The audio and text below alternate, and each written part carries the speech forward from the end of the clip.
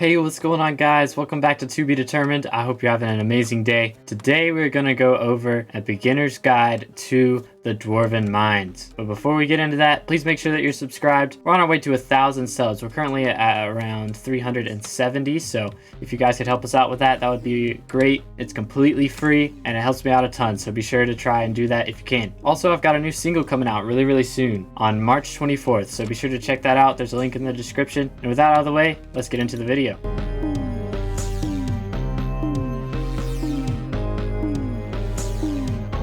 We're going to start off here at the deep caverns, which you unlock at mining level 5. So you are going to have to get up to a decent mining level before you can access all this stuff. But mining level 5 is to get access to the deep caverns. Now, once you get here, you can grind up your mining XP quite a bit faster. And once you hit mining level 12, you actually get access to the Dwarven mines. But before you gain access, you have to actually gather a few materials. There is a guy all the way down at the Obsidian Sanctuary that you can talk to get access once you hit mining level 12. So you talk to this guy and he will ask you for a bunch of different materials, but you only have to get him 10 of 3 different kinds of materials. So once you get him those materials, he will give you access to the Dwarven mines. After you give him the materials, you can come over here to the lift operator and go to the Dwarven mines. So here we are. The Dwarven mines was the biggest island in SkyBlock for a very long time, until Crimson Isles and Crystal Hollows and all that stuff came out. But we are here right now. There's the lift that we just came in at. And this is the Dwarven mine. So it has its own shop area over here where you can buy pickaxes and things with different breaking powers, which we'll talk about in a minute. You can also buy upgraded minions. You can upgrade your minions to tier 12 at this guy over here. So that's also a pretty big deal. There are also a bunch of fairy souls, but other people have made guides on those. So if you want to figure out where all the fairy souls are here, you can look up somebody's. But now we are going to talk about breaking power. So to be able to break mithril, which is a very valuable material, it's what you're going to be mining the most here in the Dwarven mines. It looks like this up here,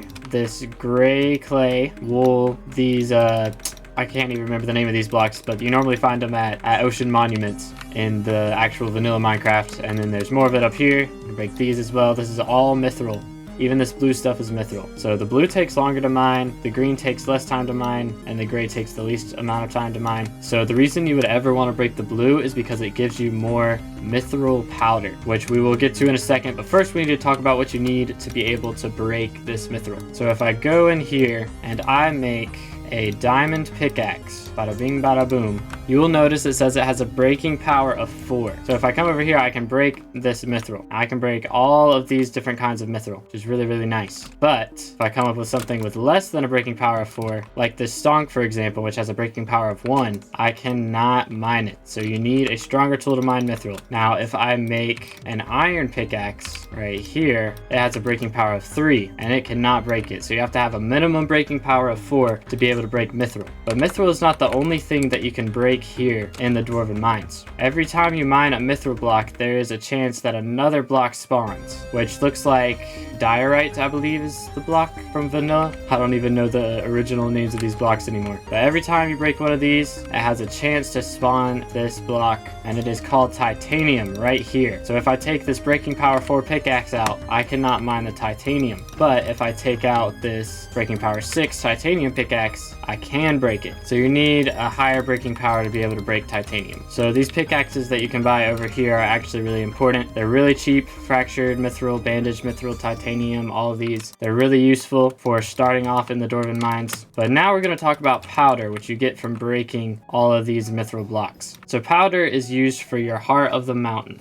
You can upgrade your heart of the mountain by going all the way over to almost the opposite side of the island from spawn. It takes a very long time to get there if you don't teleport, but you can go all the way over here and talk to the king. Now the king's name will change. He will always be king something, but all of these guys kind of rotate around who is king. So you can talk to him, and you have commissions here. So they're basically quests, and the first quests of the day, you will get extra Heart of the Mountain XP. I currently have my Heart of the Mountain maxed out, so I don't get any XP. Instead, I get regular mining XP, but normally you would get a little bit of mining XP and a little bit of Heart of the Mountain XP. So your Heart of the Mountain is basically a skill tree, which you can level up all the way to level 7, but it takes quite a bit of Heart of the Mountain XP to upgrade your tiers. But as you get more and more, you will unlock more tokens of the mountain, which are used to access different areas of the tree. So I currently have 15 tokens right here, as you can see. You can always reset your Heart of the Mountain for 100,000 coins, and you'll keep all of your things, but you'll be able to choose your skill tree again. It's basically like you get all of your mithril powder, which you get from breaking mithril, and your tokens back so that you can refresh. Gemstone powder comes in later when you get to the crystal hollows, but that's a whole nother video. But basically, you get mithril powder from breaking mithril, you get tokens of the mountain from completing commissions and getting Heart of the Mountain XP, and then using your tokens, you unlock these slots. All the emerald and diamond slots are ones I have unlocked. All the coal ones are the ones that I chose to ignore. But once you unlock them, you can use your mithril powder to upgrade them. So you can see here, I've got different levels right under the mining speed here. It says I've got level 33 out of 50, but you can see all the way down here how much it's going to cost for me to upgrade it again. So I probably won't be upgrading this for a while, but you can get mithril powder to upgrade your different abilities that you unlock. You get other things as well as you upgrade your Heart of the Mountain. You get access to the crystal hollows at tier 3, and you unlock new forageable items as you go on. So the forage is all the way back towards where the emissary is, kind of. So right here is where you go to the crystal hollows later on, but this is where excuse me, this is where Gwendolyn is. Then you walk this way, go all the way through. You can see there's different areas on the right side of your screen. We're in lava springs right now, but you can go down all the way to the forge and access new forageable items in here. You can refine ores and different things. There's a bunch of them that you can unlock depending on your Heart of the Mountain level, and there's new items that you can cast as well. So you can cast drills, which are really useful for mining, but they require fuel. So to get more fuel for your drills, you go to the drill mechanic and you can get more fuel from her, but I don't have a drill in my inventory right now because mine is in the museum. But anyways, drills are really expensive. As you can see, they look like these shards here. The first 2 drills are pretty cheap. 3 refined mithril, a drill engine, and a fuel tank. So you can make the drill engine and fuel tanks in here. Fuel tank, drill engine, but you can see the drill engine has a lot of ingredients, so it takes a lot of ingredients to make 1 drill. But once you get to the highest tier drills, it gets really expensive. Divin's alloy is one of the rarest items in the game, if not the rarest item. But even to unlock access to that one, you have to have the titanium drill DRX 655, which is this one. And you can see all the items required for this one down here. And then we get to get the 655, you need the 555. For that one, you need the 455. For that one, you need the 355. And it gets kind of crazy. You need a lot of materials to unlock the Divin's drill. So Divin's drill is ridiculously in-game. You really don't need to worry about that stuff until much later. But I do recommend trying to save up your materials until you can get the 355 of the titanium drills, because that is the main one that you're going to want.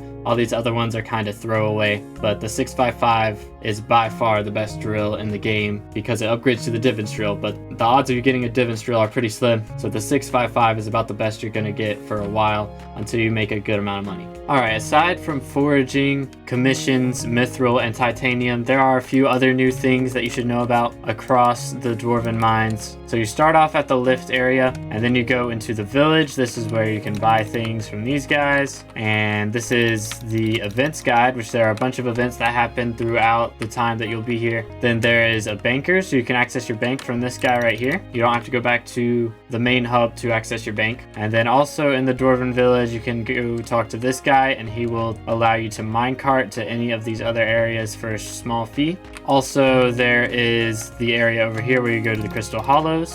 And there's Lumina, where you can buy infinitorches, lanterns, and torches. Now, these are used for the crystal hollows. You can't place torches or anything on the actual Dwarven mines, so it's only good for the crystal hollows. Then there is Fragilis, who basically just talks and tells you what each gemstone is and what you need, what breaking power you need to be able to break certain blocks and things like that. So the highest breaking power you need is Jasper. Is for Jasper, breaking power 9, but that's all crystal hollow stuff once again. And there's the gemstone chamber, once again, crystal hollow stuff. So basically, this entire area over here is all for crystal hollows. You can pretty much ignore this until you get high enough level to use that. But if you guys want to see me make a video on that, then let me know in the comments. The last thing over here that you're going to use in the Dwarven mines is Fetcher, who is all the way up here on top. So you talk to him, and he talks in completely non-capitalized letters. He says, I'm looking for some stuff, don't remember the name to be honest, and then he tells you a random thing. They're yellow and see-through, and he needs 20. So he needs 20 glass. So we're gonna go to the hub and go to the glass NPC and buy 20 yellow glass. All right, here we go. Right click, 20 yellow glass once I grab some coins. Boom, boom. All right, so then we warp back to the mines, which the command is /warp space mines. If you have the fast travel unlocked, then you can do /warp mines. But we got the yellow stained glass now, so we go up to Fetcher, talk to him. He'll say the same lines again if you warp to a new lobby. And then he needs same thing, right click, and he'll give you some mithril powder and some coins. So that is really helpful. And then we come down here. This area is not really that useful. It's kind of just here for looks. So, and clickbait thumbnails. Pretty much. But we go across over here. You can see my map once again in the top left. This is the Royal Bridge area right here, which you can take and go talk to the king all the way over here in the Royal Palace. And you can go past that and find a bunch of NPCs back here in the royal quarters, which there are a bunch of NPCs. I'm guarding nothing. It's basically mostly a bunch of guards. I'm guarding the lava. Like, a bunch of nonsense. I think there are a couple useful NPCs back here, but they're just for challenges and things, so you don't really need anything from back here. So in front of the royal palace, beneath the bridge, there are the royal mines. So here is where a lot of people come to mine all of their gold, which you can get a really good amount of gold from here. So currently I do have 3/4 Divan armor with Yogg boots and an auspicious gemstone gauntlet, and I currently have 15,000 mining speed and 781 mining fortune. So basically, whenever we mine 1 gold, we currently have 6,223. I mine 1 gold and we go and check, and we have 6,241. So I get like 18 gold per block, which is a lot. But if you have even better mining fortune, and there is a thing in Heart of the Mountain, the efficient miner perk, which allows you to have a higher chance to mine 1 adjacent ore. That is really useful. If you go for that and you want to make money off of gold, then that is a really good strategy. Now, even further beneath the royal mines, way down here is the mist. This is where you find ghosts, which you just saw that guy die right over there, killed by ghost. These guys are really strong, so I am going to go to my crimson armor and my reaper scythe, and we'll just see how strong they are. They have, I believe, around 1,000,000 health, but watch how much damage he does. 3 hearts of damage per hit, which is insane. So you can go around and kill these guys. They have some pretty good drops. They have a chance to drop like a bag of coins, which sells for 1,000,000 coins at NPCs. They also drop sorrow, which is used to make the sorrow armor, which is really good for magic find and stuff.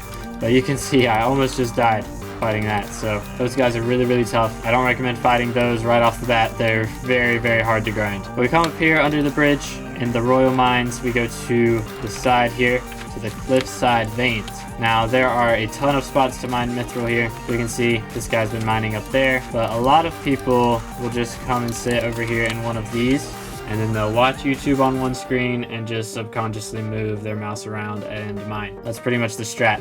Also, this is where people tended to macro, but don't do that. All right, so we keep going. Cliffside Veins is a very, very large area. You can always see on the side here, but we get to this very large bridge right here, and now we can go across into this area where the Icewalkers are. Now, you will get some quests a lot of times to kill Icewalkers, like your commissions right here. You can see my commissions will be in this area right here when you hit tab. So I have Ramparts, Quarry Mithril, Goblin Raid Slayer, Royal Mines Titanium, Lucky Raffle. Sometimes you will get Icewalker Slayer, and so you have to go around kill some Icewalkers. This is also where you get Glassite drops. So they drop Glassite armor and Glassite jewels, I believe is the term. Yeah, Glassite jewels. But this is the Great Ice Wall, so naturally this is where the Icewalkers are. If you go to the left over here, then you will end up back at the Royal Palace, where there's some areas to mine more gold, but you can walk all the way through here and boom, you're back in the Royal Mines. But if instead you go from the bridge, walk in and go to the right,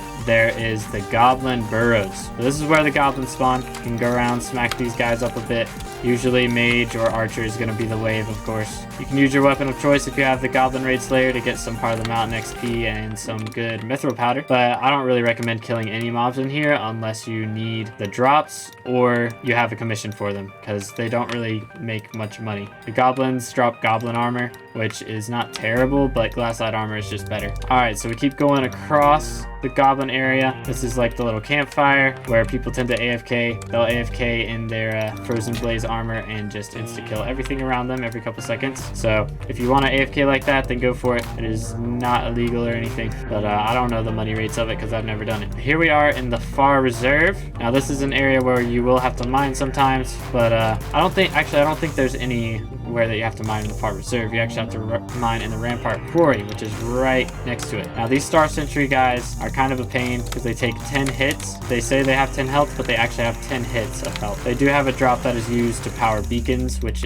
you can craft after you get a certain amount of mithril collection, but other than that, they're not that useful. I think there are a few commissions where you can kill them, but you can't even deal range damage to them. So, but in the ramparts quarry, you can get your mithril commissions here if you have mined mithril or titanium in the ramparts quarry. But we're right here, the ramparts quarry. If you look up, you can see a bunch of mithril up here and this giant wooden platform. So if you go on top of the wooden platform and look down, right across from this minecart area here is where I like to mine in the upper mines. So when I have an upper mines quest, this area right here is really, really nice to mine. All this gray area makes it really easy to get your commission done. You're breaking blocks faster, so you have more chances to spawn titanium if you're going for a titanium commission. And if you're going for a mithril commission, each one of these blocks counts as a block, just like all the blue ones and things. So it's faster to break gray blocks for commissions pretty much always. All right, so if we go even higher up, there's this staircase area here. There are these treasure hoarder mobs. Now these guys have a chance to drop treasurite, which used to be ridiculously valuable, and it's still not too bad. It currently sells for about 12,000 coins, so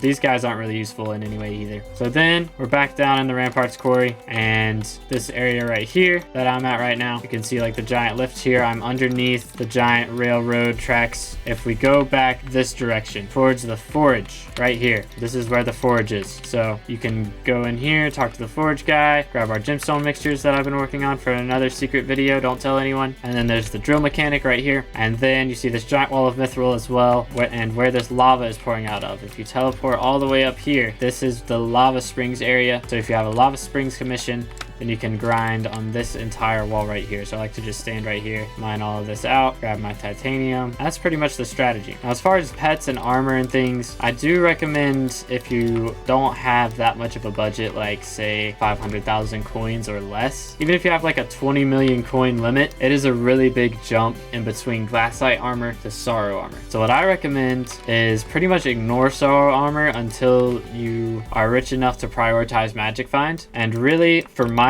you can get glassite armor to start with, and then once you get to Heart of the Mountain level 3 and unlock the crystal hollows, then you can worry about getting heat and flame breaker armor from the hardstone collection. Heat is not great, but it is better than glassite leggings just because it actually has mining fortune, so mining fortune is really, really nice to have. But after that, you can jump up to Yogg and then go straight to Divin's armor. You can pretty much just skip sorrow armor as far as mining sets go. For magic find it's good, but for mining it's really not necessary for how expensive it is. All right, let's talk about pets now. So with this update came the mithril golem pet. So I do have one of these maxed out. You gain 100 mining speed when mining mithril, gain a 20% chance to gain extra mithril powder while mining, and increase your combat stats by 20% on mining islands. So this is a pretty good pet to have, especially if you're just grinding the Dwarven mines. It's not too expensive. Its average is about 1 million coins at bin, maybe around 2 million, 200k for an epic, and 1.5 mil for a legendary. So that's not too bad, but you can really craft it yourself pretty easily. You need 2 stacks of enchanted mithril and an enchanted egg, which is not that bad at all. That is not that much grinding, but it is very, very worth it. Now, if you're focusing on your mining XP, a silverfish pet is of course very, very good, and you won't really get an armadillo pet until you unlock the crystal hollows, which the armadillo pet is very, very good, mostly for this mobile tank ability. For every 50 defense, gain 1 speed and 1 mining speed, so that is really nice to have. But those are really your only good mining pet options. Like, I'm using Divin's armor and I still use an armadillo pet. So now there are a bunch of events that happen around the island. So one of them is the raffle, where basically you go around and pick up little name tag items, and then you drop them back off at the raffle area, which is like a giant jukebox. And then everyone who participated gets rewards, and it'll choose like 3 people at random that get better rewards. You have a better chance of being chosen depending on how many tickets you put into the raffle box. Then there's the Mithril Gourmand, which is going on right now. It is at the Goblin Burrow, so we're going to go over there real quick. So you can see on the right it says give tasty mithril to Dawn. So what you have to do is you take out your pickaxe, you come over here and you mine, and you can see I'm getting tasty mithril right here. You have to be careful on how long the event lasts. You can see up here lasts for 7 minutes 20 seconds, so I need to make sure that I get as much of this as I can, but I don't need to be risky. I need to make sure that I get it back to Dawn before time is up. So basically you just mine in the area that it says, get as much as you can. He shouts stuff in the chat very annoyingly because that's just how Dawn be for some reason, but come over here, keep grinding it out.